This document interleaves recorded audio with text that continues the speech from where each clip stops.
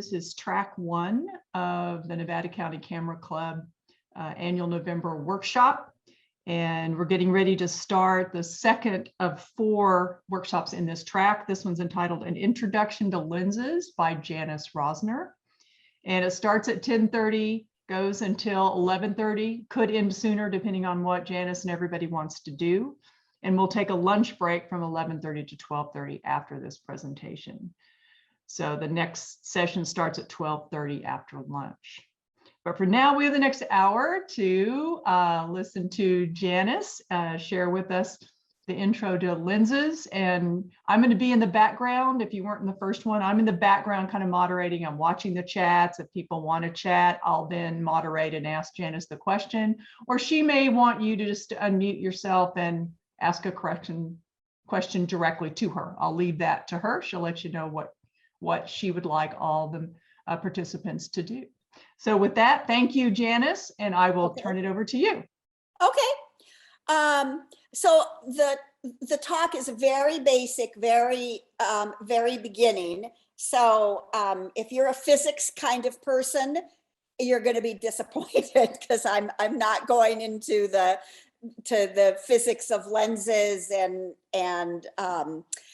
and all of that. This is more about lens selection. I've been on a couple of field trips where people have asked questions about the different lenses. So this is a very basic intro to the lenses. It's kind of divided into 2 sections, things that you should consider before choosing a lens or in consideration of a lens, and then going through the advantages and different disadvantages of the different classifications of lenses.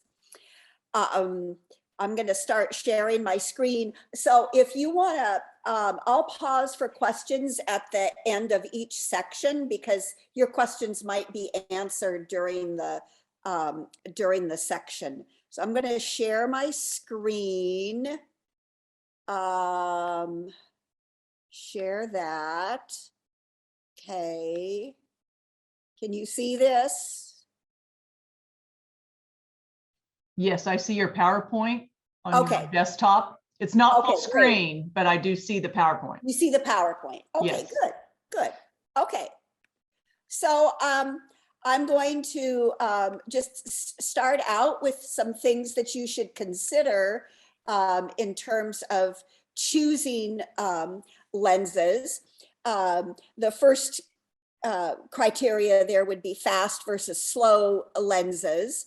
Janice, I'm sorry, can I interrupt for a second? Could we possibly make this full screen by slideshow, yes. Slideshow, then hit play or something like that? Let me see here. Where do I hit that? Up top in the top bar, it says slideshow. Go to your left. Right there. Okay. And then say play from start on the next one over or whatever. Play from start. Okay. There you go. Okay. Thank you. All right. Okay. Oh, super. Nice. Great. Okay. So the first thing would be fast versus slow lenses. Fast lenses, that term means that they have a lower max aperture, 1.4, 1.8, 2.8, that would be considered to be a fast lens. They are heavier and bulkier than a lens that is not considered to be a fast lens.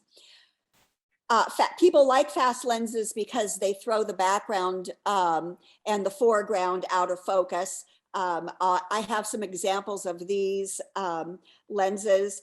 They allow more light to come in, so they're at an advantage in low light situations.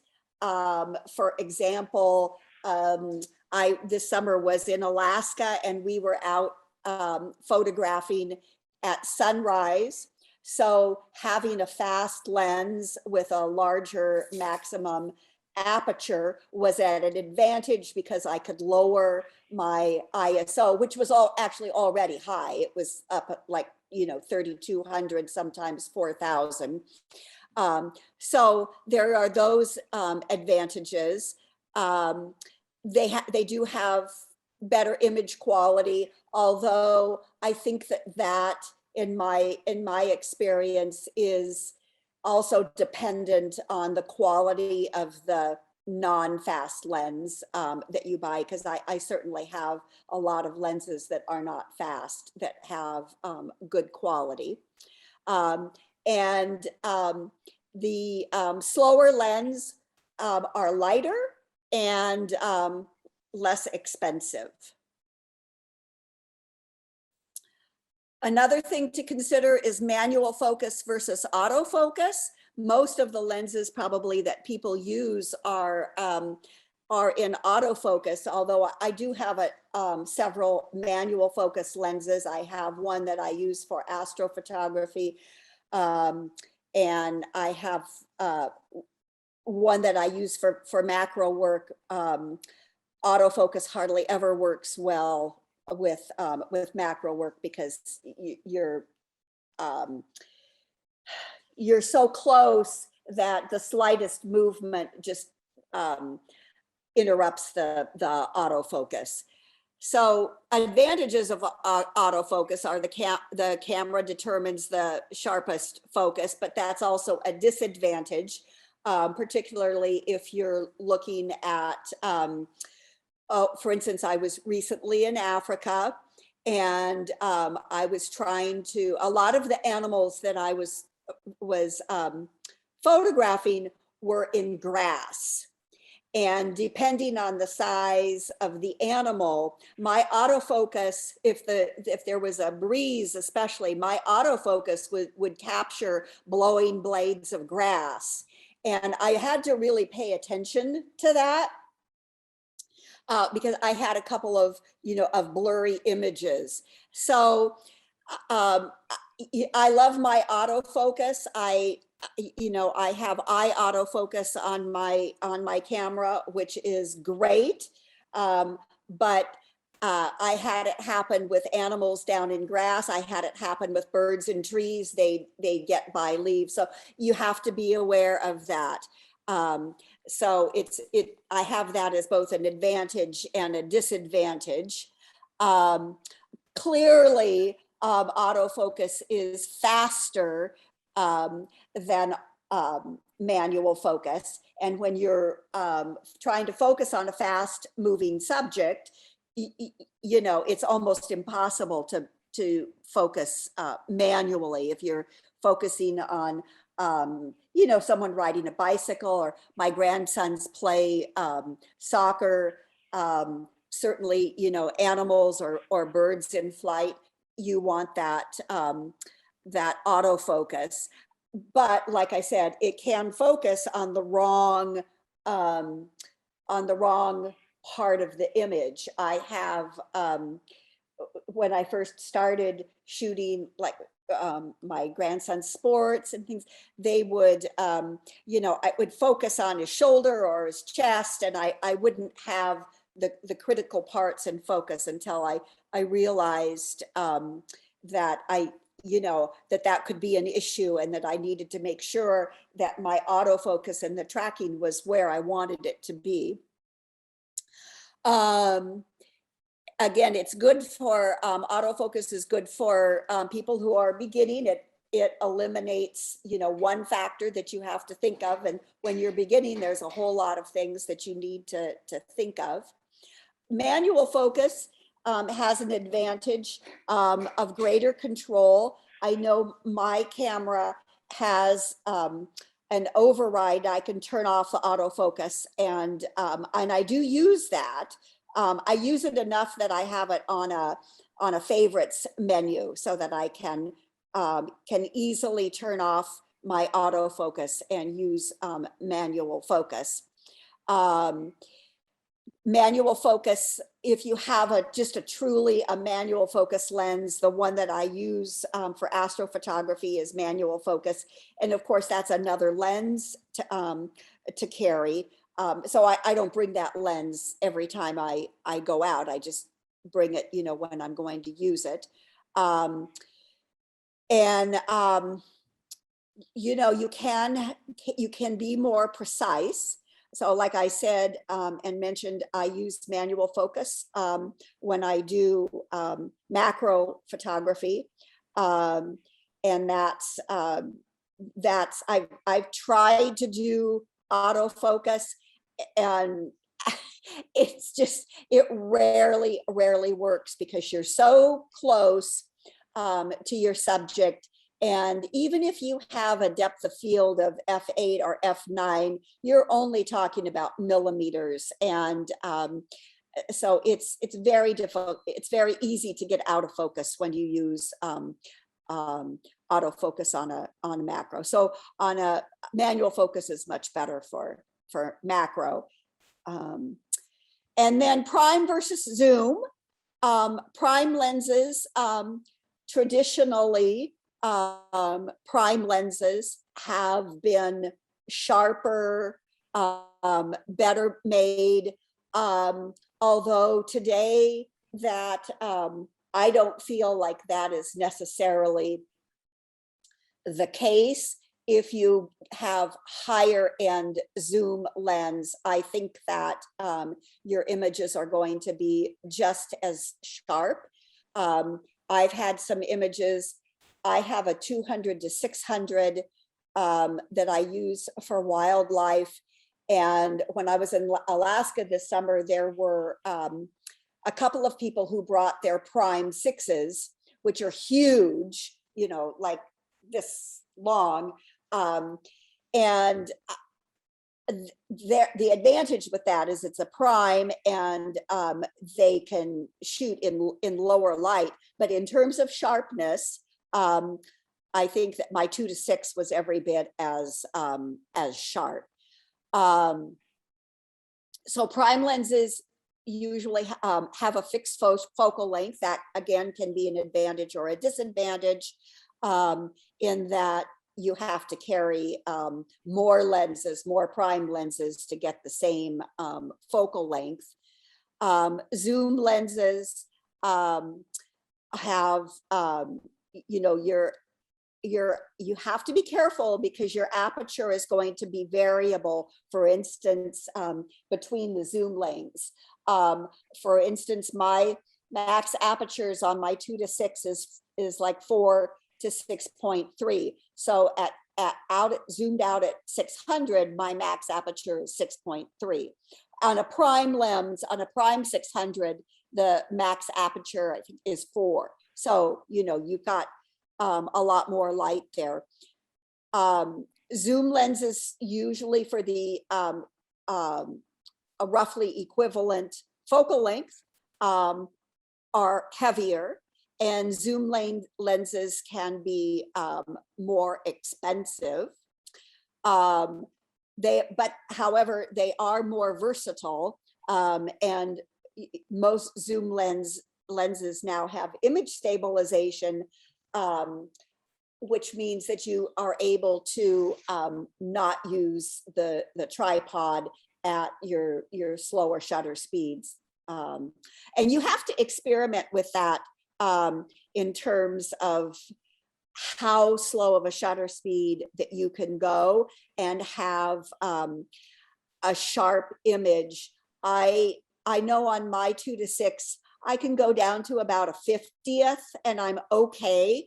But you know, someone that has more arm strength and back strength than I do, you know, can go down a lot farther than that. And you just have to go out there and aim at something and you know, change your shutter speed and see what for you works better. And then the fourth thing to consider is the investment, the quality of the glass. I'll relate one story that I had when I was first starting out in photography, and this was a film camera that I had, and I was shooting with a lens that was a zoom lens that I thought was, oh, I'm going to have this this reach and all. And I was taking a printing class at Sarah College, and my images were just not sharp. And we went through all kinds of things. What am I doing wrong? What am I doing wrong with the enlarger? And finally, I brought my camera in, and the instructor did some shots with it. And I'll never forget, when he finished it, he turned around and he handed me back my camera and lens, and he goes, "You need a new lens. This lens is crap." And he says, "You're never going to get a sharp image with this." So it really does depend on, you know, the quality of your glass. And then there's the lens coating you have to read about, and really know what you want to do with the lenses, and see what people say about the lens distortion.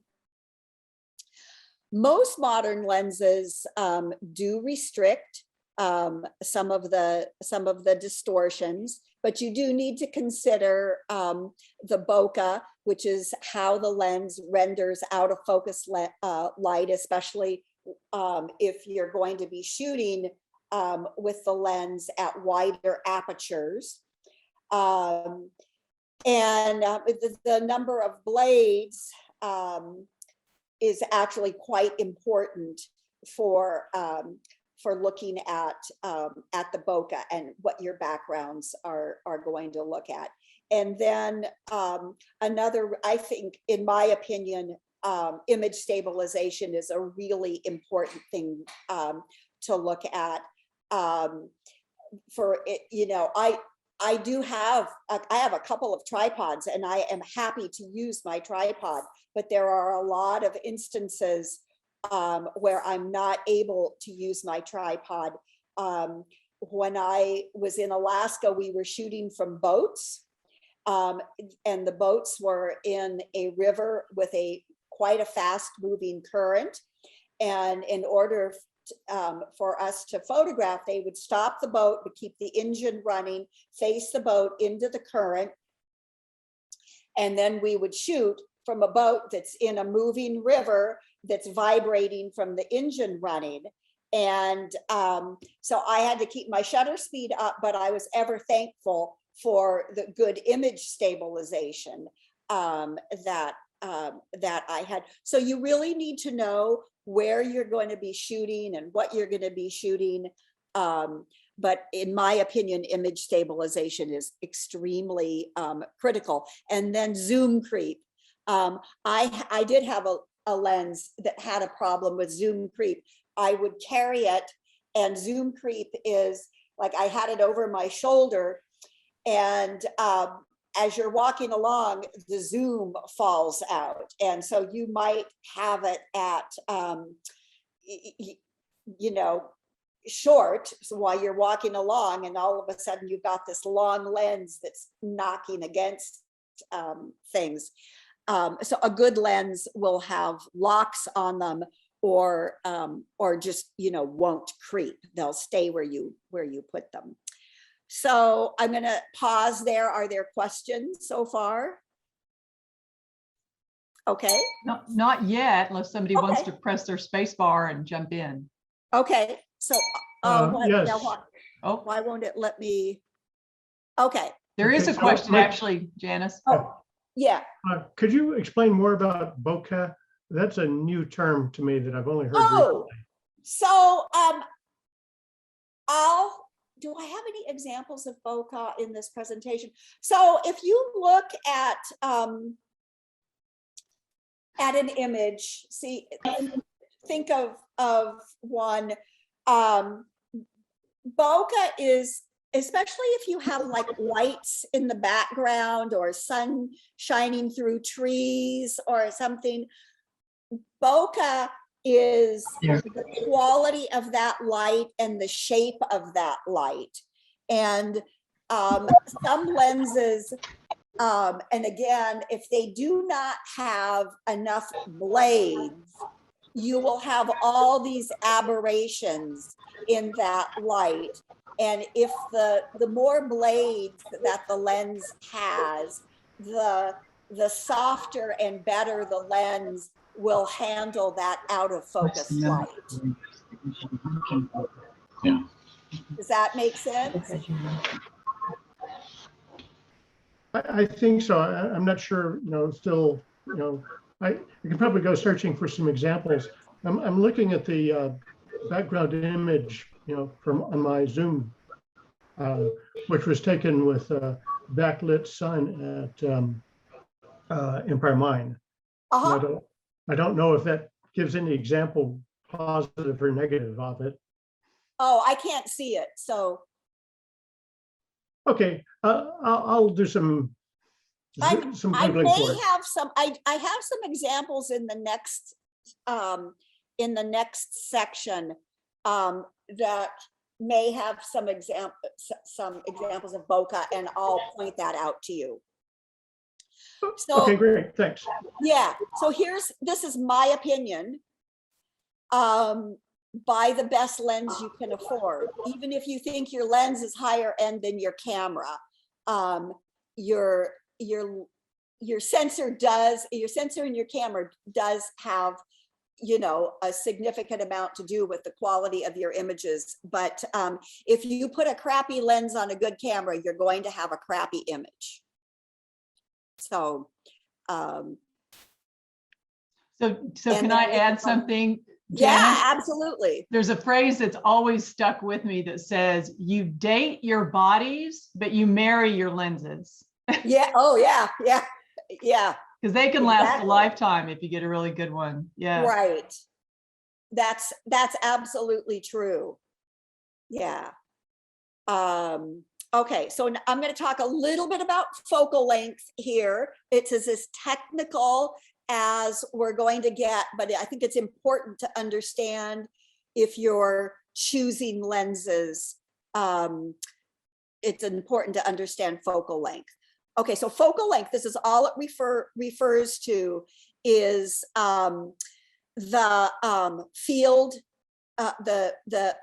of view, and focal length begins where the lights converge. So from the focal plane of your sensor here to where the points converge is the focal length of your lens. It has nothing to do with the length of the lens, although lenses with longer focal lengths are bigger, but theoretically you could put a 24 millimeter lens into a 2-foot casing. So that's all I want. I want you to understand that. And then here is the definition of focal length: the distance between the sensor, which is what I just showed you, and the point at which the rays converge to form a sharp image. And as we talk about them, here would be like your fisheye lens down here that has 180-degree field of view, and way out here at the extreme would be your long lens used for sports and wildlife with only a 9-degree angle of view. Any questions about that? Not about this, Janice, but you did have a question in the chat about, please define a prime lens versus a prime lens has one focal length, and you can have prime lenses in any of these focal lengths. But it does not have, it doesn't zoom. It doesn't go from 24 to 105 or 70 to 200. in focal length. It's 200 millimeters, or it's 85 millimeters, or 18 millimeters, and that's all you have. Does that make sense?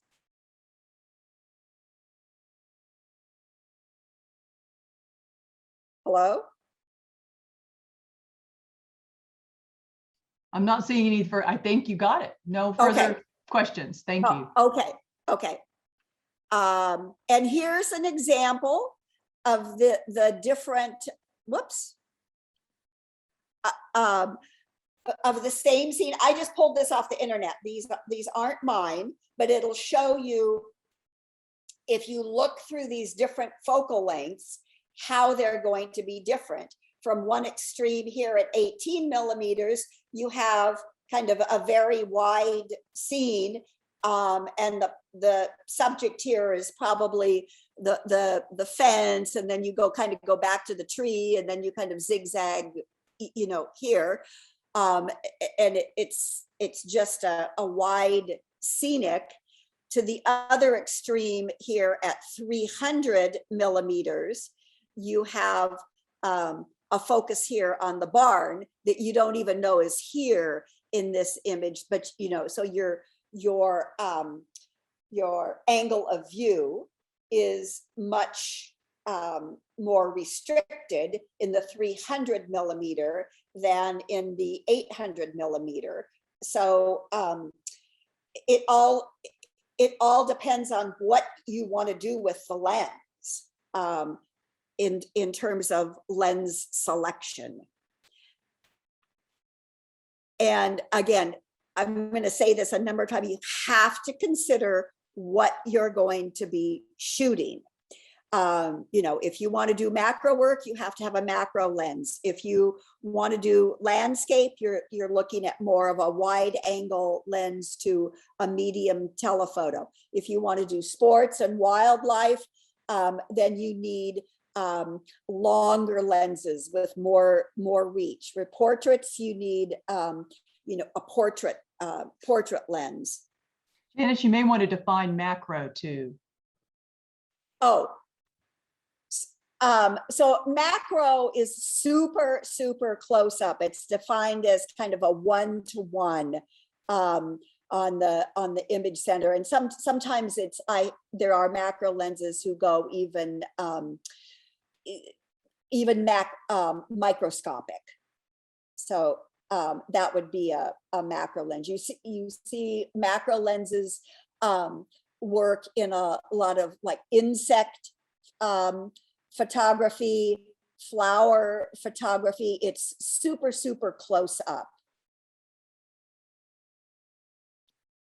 So here's ultra wides and wides.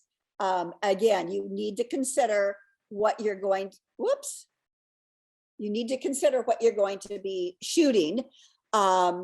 Your advantages are you can photograph very large objects like buildings. So ultra wides and wides are used in architectural photography.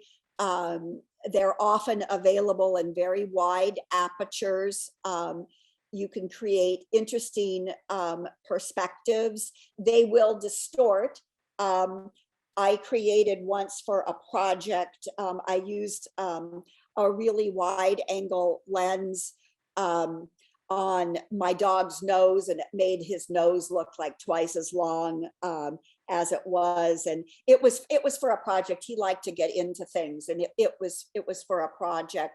But you do know that they will distort. I've used them on some trees, like a fisheye lens on some trees with great big branches or roots at the bottom. So they're mostly used with architecture, landscapes, and astrophotography. They often do have issues with distortion. So before you choose an ultra wide, you should read about that and be aware of that. And sometimes distortion can be used creatively So I wouldn't say, I think you need to read about it and see what people say about the distortion and how it distorts, and make your choices from there. Just they aren't flattering for portraits. Like I just said, I used it to distort my dog's nose, and it made it look really long, and I wanted to do that for that particular project. But in general, you wouldn't be using it to photograph people. The ultra wides, they can be expensive. And they have some problem with what's called chromatic aberration. Again, it's how the lens focuses various wavelengths of color. So if you can think of the different colors kind of flow through the environment at different waves, and some are wider and some are closer together depending on the color. And so the way that the ultra wides and wides are constructed, they can have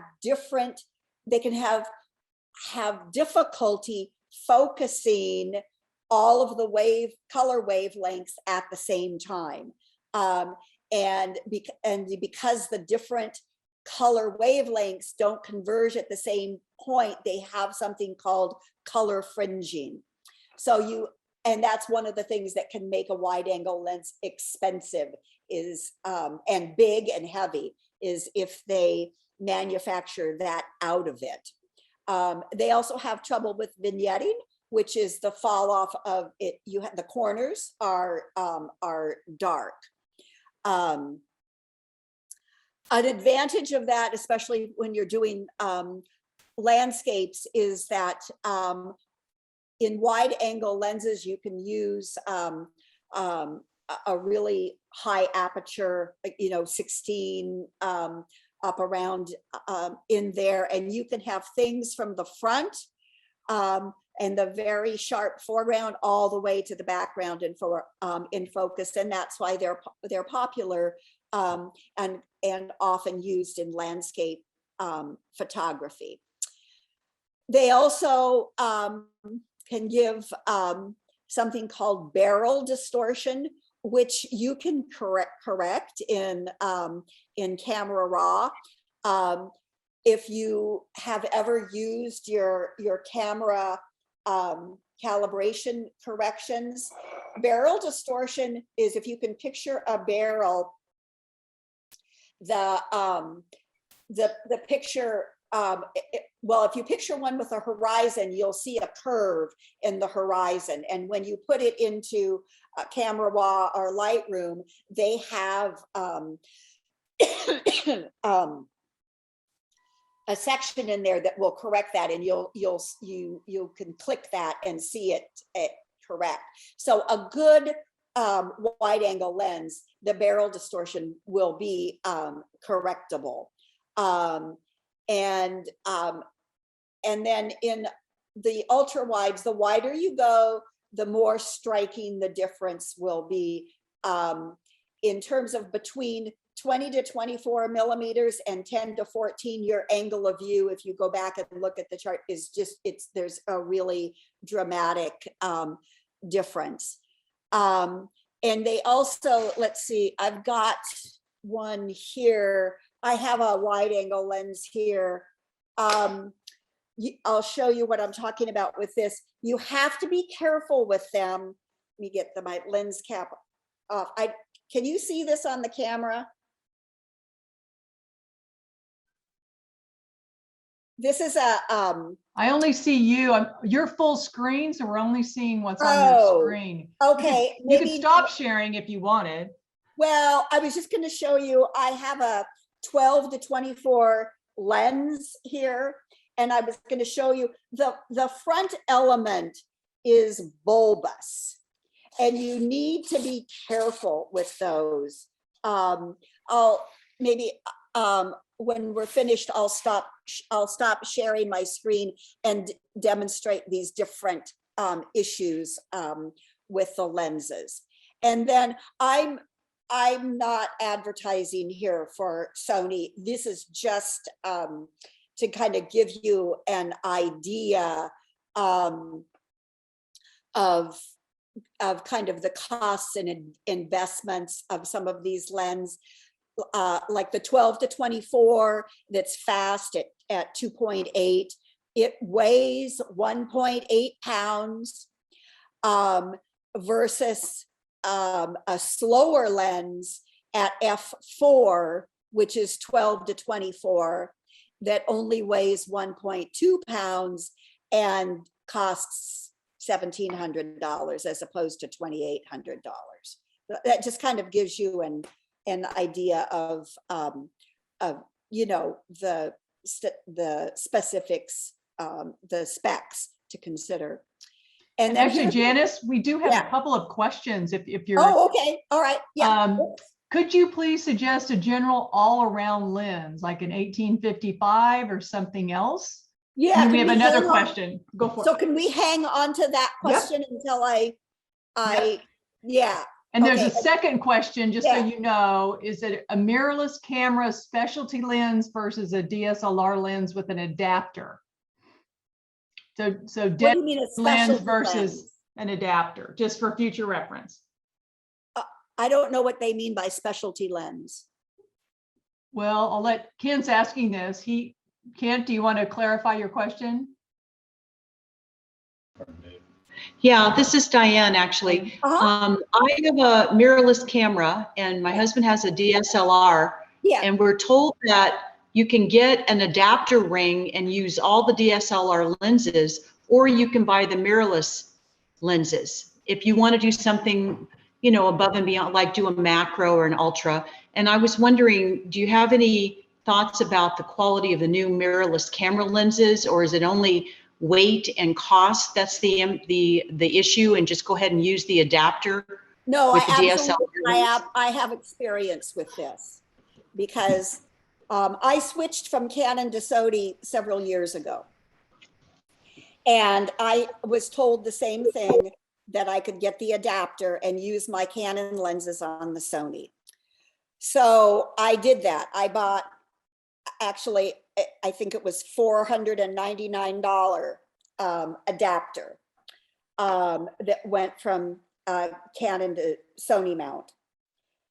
And it did not, the autofocus did not communicate. The lenses did not communicate well with the camera. The camera did not communicate well with the lens.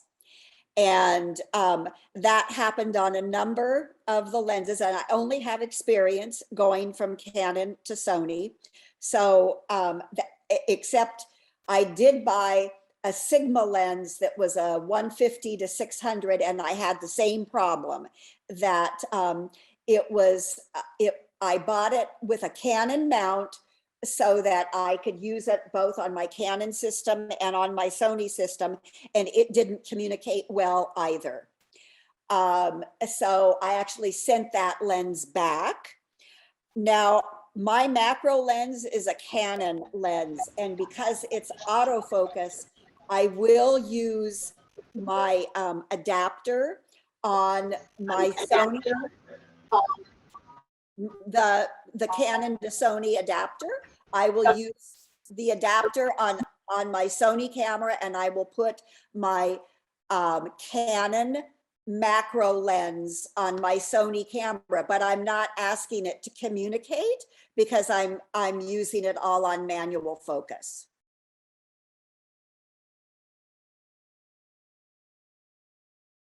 Does that answer your question?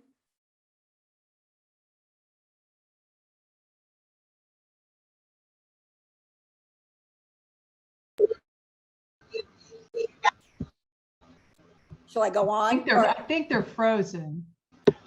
Oh. Yes. Thank you. Sorry, we were having, our internet is so slow, it's freezing us, but yes, thanks. Much trickier to do than.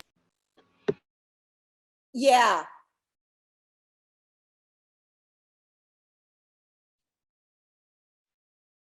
And I don't know what system you're going to to Sony, I think you said, or to mirrorless. I don't know. So I don't know what adapter you'd be using to, but the adapters aren't cheap. So I don't recommend it. But that's just my personal experience. Okay. So here's an example of a wide angle image with a wide angle of view is what these lenses do. Here's a landscape you can see that has sharp focus from the foreground, this guy in the foreground, all the way through to the horizon with quite a bit of depth of field. And now I'm going to talk about your standard zooms and primes. We're talking anywhere about 35 to 70 millimeters in here with, just for your reference, 50 millimeters as our normal perspective with our eyesight. And again, I can't emphasize this enough. You have to consider what you want to photograph in terms of selecting a lens. So standard zooms and primes are very versatile. They do everything from landscapes to portraits. I do have a couple of standard zooms. I have a small Sony camera and a standard zoom that can fit in my purse, and I can carry it. They're budget wise, they're good because they're versatile. You can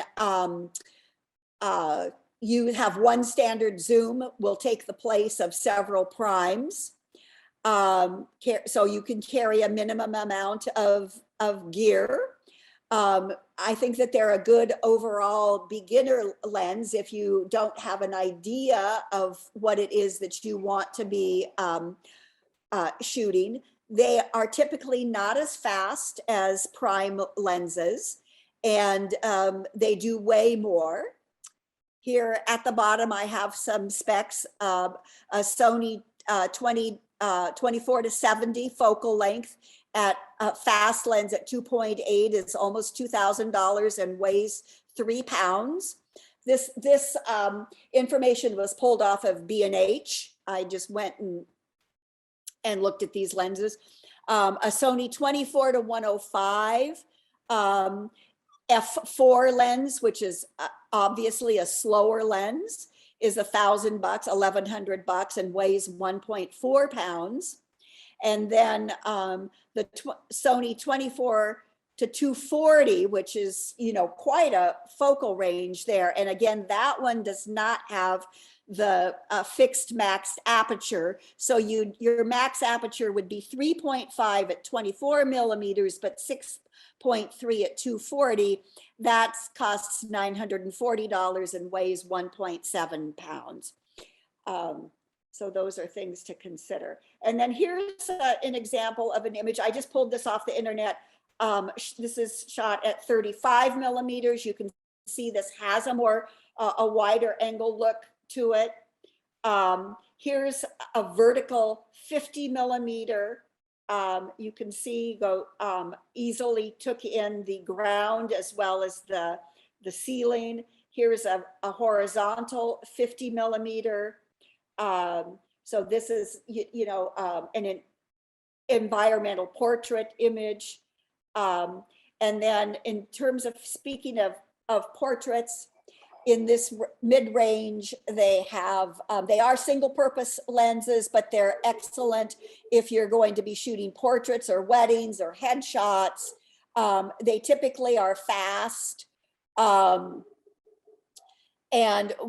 here, there probably will be an example of bokeh in here. When you push in really tight and wide open on these lenses, everything's out of focus except the focal point on the face, which eliminates the distracting background that you want in portraits. Here again, an example, a Sony 85 millimeter 1.4 is $1,700 and weighs 1.8 pounds. And then they have another one that's not quite as fast. It's 1.8. It's $548 and weighs 13 ounces. And here's an example of the portrait lens. You can see in the background, we were talking about this girl's eyes are in focus. Her ears are not. So you can see this has a very narrow focal plane in terms of what is in focus when you have this lens wide open. And you know, this image is not about her ears. So it's okay in this image to have the ears be soft. You can see the bokeh on the water there. This particular lens seemed to handle that pretty well. So her nose and eyes are in focus, and her lips are in focus, and everything else, if you really look at this, is softer. And then we have the medium telephotos, which would be in the 70 to 200 range. Clearly, they have a little bit more range, and they have wide uses: landscapes, portrait, photojournalism, sports, wildlife, travel. You're able to get more distance between you and the subject. You know, you can photograph distant objects without needing to move. I have a 70 to 200, and when I was in Africa, I had 2 camera bodies, and I had my 70 to 200 on one body, and then my 2 to 6 on the other. And so, and for me, it was actually as the animals came closer and got out of the range of my 2 to 6, I would pick up my camera body with the 70 to 200 on it. They can be heavy and bulky. You know, you might need to use a tripod. Again, that brings us back to the image stabilization issue, how steady you are, what shutter speeds you're going to be using. And then when you get up into this range of primes, they're really getting expensive. So here's down here, the Sony 70 to 200 second version at f2 is $27.98. It weighs 2.3 pounds. The second version is available for order. It actually hasn't even, it just came out just as I was putting this presentation together. It weighs less. An advantage, I put this in here because an advantage of that, you can see the old Sony 7200 f.2.8 that's $2,200 is a whole pound more. And you know, that can be an issue for people if you're hand holding, if you're carrying gear, you know, with a weight limit, that can be an issue. And then the 70 to 200 slower one that's at f4 is $14.98 and just weighs 1.8 pounds. So you can kind of see there, again, what you're going to use the lens for kind of depends on you know, it influences your choices. Then here's the Sony Prime 300 millimeter at f2, and that is $7,400, and it weighs 5.1 pounds, and it's 9.5 inches long. So then you're getting into a whole different you know, set of issues here. An advantage of that lens would be, if you are in a position to spend that much money, is that you could put a 2.0 tele extender, and now your 3.0 or your 300 millimeter lens becomes a 600 millimeter lens, you know, at 5, 6, I think. So, you know, it's all trade-offs there.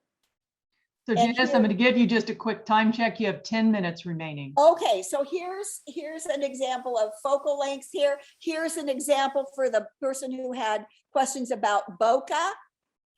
This has the bokeh in the background, and this is how it handled that light in the background. So this is 300 millimeters, 14 millimeters.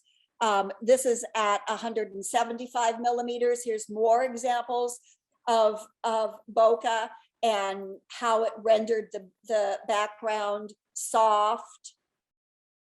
And then here's the long telephotos, greater than 200 to 300. They're all heavy and bulky. You mostly, you know, need to use a tripod or a bean bag. The primes are very, very, very expensive. Again, you can have more distance between you and the subject, and you know, you can photograph distant subjects. So a lot of the images that I have of my lions and cheetahs were, I don't have a 600 prime, but were shot with my 2 to 6. Clearly I'm not getting that close to the lion, although sometimes they approach the vehicle closer. So in this category are your 100 to 400s. The Sony is a 4.5 to 5.6 max aperture, costs $2,500 and weighs 3 pounds. The Sony 2 to 6 is f6 to 6.3 max aperture, costs $2,000 and weighs 4.5 pounds. I think in my experience, that lens is the best kept secret. It's so freaking sharp. And you get a lot of bang for your buck with that lens. A 400 millimeter prime f2 lens is a $12,000 and weighs 6.4 pounds. And the 600 millimeter f4 lens is $13,000. Whoops, what did I do? Weighs, you know, over 6 pounds and is 17 inches long. So you have to consider those things when you're traveling, where you're going to take it, how you're going to handle it. When I was in Alaska, one of the guys did have his 6, and he was hopping out of the boat when he was able to, and had his tripod set up, and he got some good images, but you are limited then by the size and weight of that. So here's an example. This was actually one that I shot in Africa. This was at 309 millimeters, and it's 309 because I shot it with the 2 to 6, and we had been shooting some lions, and it was getting dark, and we just zoomed over, drove fast over here, and this is so this is the lens that I had on the camera. And the other thing is, one of the reasons I carried the 2 camera bodies is speed and not wanting to have to take the time to change lenses. And the other thing is, when it's dusty and stuff, I don't like to take the lenses off my camera. And then here's one out at 600. You can see the angle of view. The rhino there takes up almost, you know, half of the image. He was pretty close to us, probably maybe half a football field. But this shows that angle of view there. And then Janice, just to checking in though, Yeah. quickly, you have 5 minutes left. So Okay, just if so you I'm wanted gonna time for stop sharing. question and errors. Okay, okay. What's your question? Well, no, we have one about the pros and cons of used lenses, and then you wanted to show us some things too. Yeah. So the pros and cons of used lenses. I've bought a lot of used lenses Mhm. because, you know, lenses are expensive, and I've bought them at B&H, and they go through and inspect their lenses, and they have their lenses rated. So I don't have any problem with buying used lens, but I've bought them from B&H, so it might not be as cheap as like buying them on eBay or something, but I feel good about what I've gotten. So does that answer your question?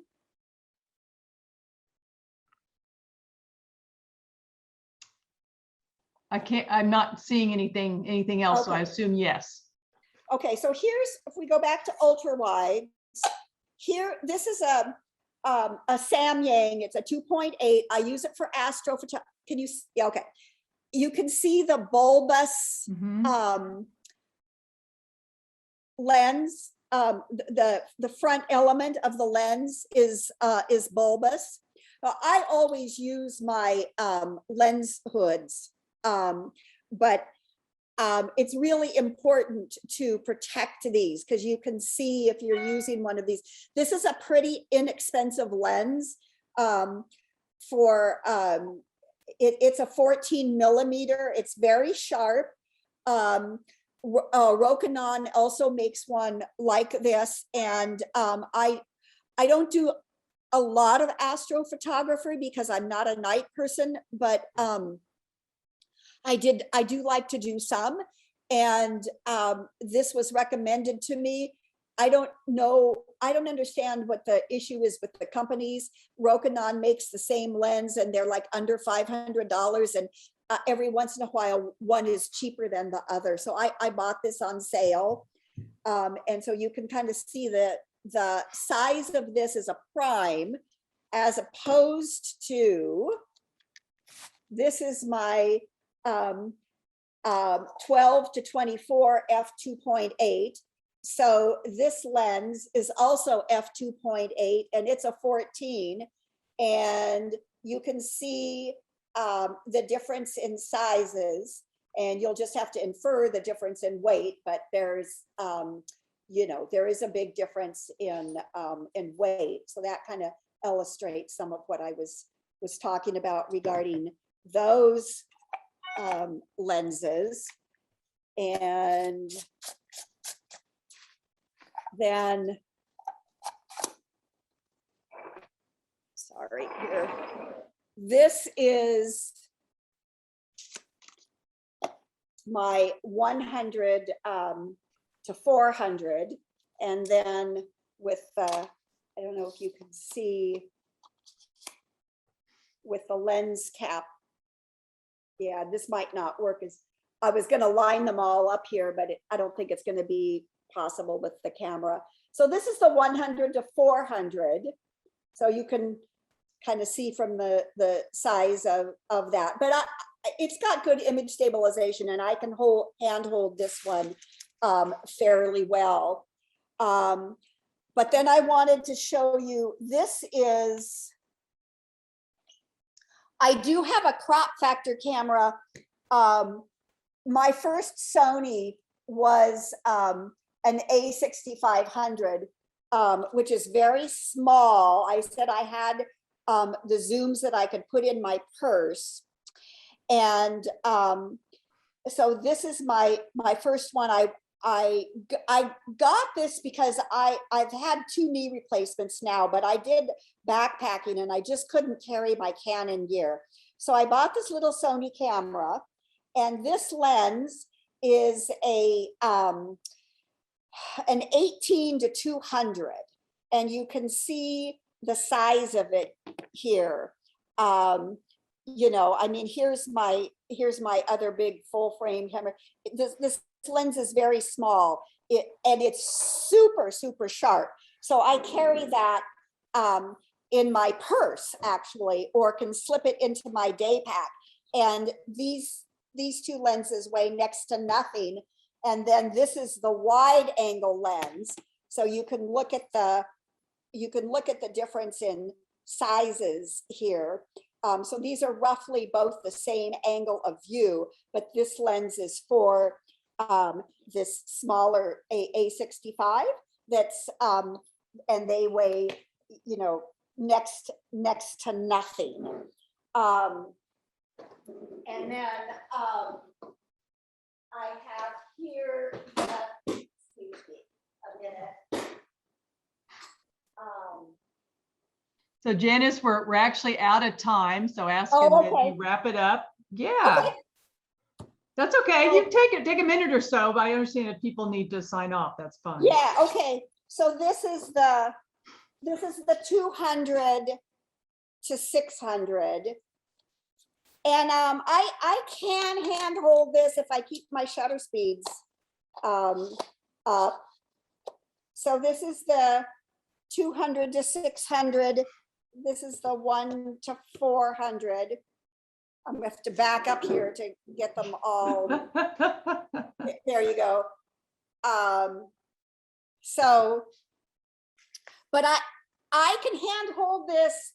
If I usually stand with my camera like this and brace myself, I can't handhold it out like this, maybe for a shot or two, but unless I really keep my shutter speed up. So, and I kind of have an idea of that just because I've done experiments with hand holding and changing my shutter speed. So I know kind of what I can do. So are there questions?